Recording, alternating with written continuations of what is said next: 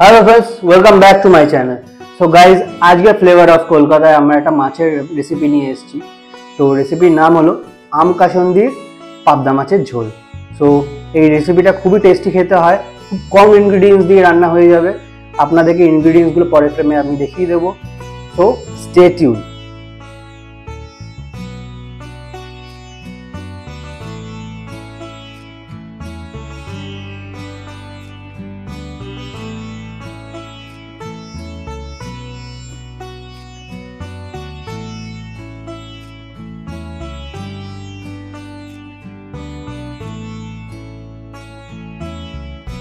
এবার আমরা এই মাছগুলোকে একটু নুন আর হলুদ দিয়ে মেখে তারপরে আমরা মাছগুলো ভাজবো। এখানে আমি একটু নুন আর হলুদ দিয়ে মাছগুলোকে মেখে নিচ্ছি। ভালো করে মাছগুলো মাখা হয়ে গেলে তারপরে আমরা আমাদের ভাজার প্রসেস শুরু করব। এবার একটা কড়াইতে তেল গরম করে মাছগুলো ভেজে নিচ্ছি। একে একে মাছগুলো ভেজে নিতে হবে আর একটু সাবধানে ভাজতে হবে, কেন কি মাছগুলো ফাটতে থাকে। এরকম ঢেকে ঢেকে আমরা মাছগুলো ভেজে নেব। মাছগুলো ভাজা হয়ে গেলে একটা প্লেটে তুলে রেখে দিচ্ছি। এবার এই তেলের মধ্যেই আমরা দিয়ে দেব বড়িগুলো লাল লাল করে ভাজা হয়ে গেলে এটাও একটা প্লেটে আমরা তুলে রেখে দেব। এবার এই তেলে আবার দিয়ে দিচ্ছি আলুগুলোর মধ্যে একটুখানি হলুদ দিয়ে দেব আমরা, আর একটুখানি নুন দিয়ে দেব।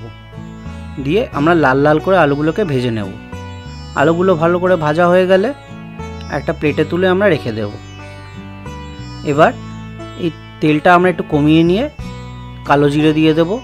কালো জিরেগুলো যখন ফুটতে শুরু করবে এখানে দিয়ে দেব আমাদের আগে থেকে ভেজে রাখা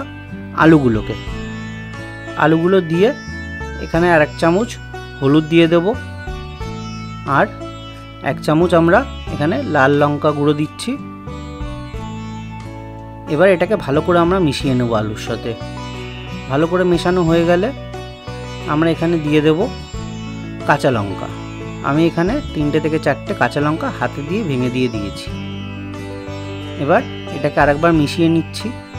মেশানো হয়ে গেলে আমরা দিয়ে দেব 2 কাপ জল। আমি এখানে 2 কাপ জলই ইউজ করেছি এবং এটাকেও মিশিয়ে নিতে হবে ভালো করে মেশানো হয়ে গেলে আমরা এটাকে ঢেকে দেব 5 মিনিটের জন্য। 5 মিনিট পরে দেখবেন এরকম বয়েলিং হচ্ছে। আমরা এখানে দিয়ে দেব সর্ষে গুঁড়ো একটুখানি আর কাঁচা আম। আমি এগুলো আগে থেকে স্লাইস করে রেখে দিয়েছিলাম। এবার দিয়ে দিচ্ছি ভেজে রাখা বড়িগুলো দেওয়া হয়ে গেলে আমরা দিয়ে দেবো সামান্য মাত্র নুন। যেহেতু এটা সামুদ্রিক মাছ তো এর মধ্যে নুন থাকে। নুন দেওয়ার পরে দিয়ে দেবো কাসুন্দি। 1 চামচ কাসুন্দি দিয়ে ভালো করে মিশিয়ে নিতে হবে। ভালো করে যতক্ষণ মেশানো হচ্ছে দেখবেন এরকম বয়েলিং হয়ে উঠলো। এবার আমরা এটাকে ঢেকে দেবো 2 মিনিটের জন্য। 2 মিনিট পরে এই বয়েলিং অবস্থাতেই দিয়ে দেবো মাছগুলো দিয়ে আমরা 1 কাপ মতন আরও জল দিয়ে দিচ্ছি এখানে। এবার হালকা হাতে আমাদেরকে মাছগুলো ঝোলের সাথে মিশিয়ে নিতে হবে। খেয়াল রাখতে হবে মাছগুলো যাতে ভেঙে না যায়। মেশানো হয়ে গেলে আমরা এখানে দিয়ে দেবো ধনেপাতা এবং ঢেকে দেবো আবার 1 থেকে 2 মিনিটের জন্য। 1 থেকে 2 মিনিট হয়ে গেলে এবার আমরা লেবু পাতা দিয়ে দেবো এবং গ্যাসটাকে অফ করে আবার ঢেকে দেবো ফ্লেভারের জন্য।